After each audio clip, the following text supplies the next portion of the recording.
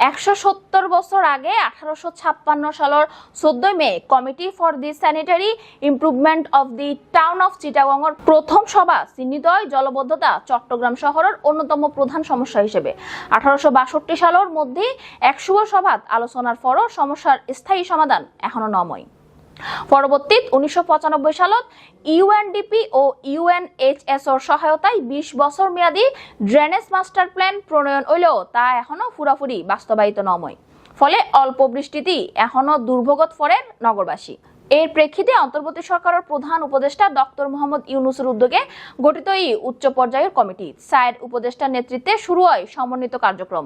চলমান 14,389 কোটি টাকার সার্গোয়া প্রকল্পের মধ্যে বেগুনতুন বড় সিডিএ মেগা প্রকল্পের অগ্রগতি 84%। ইতিমধ্যে 2500 খালর হাম শেষ হই সেনাবাহিনীর প্রকল্প পরিচালকের আশা এবার জলবদ্ধতা পরিস্থিতি থাকিব সহনীয়।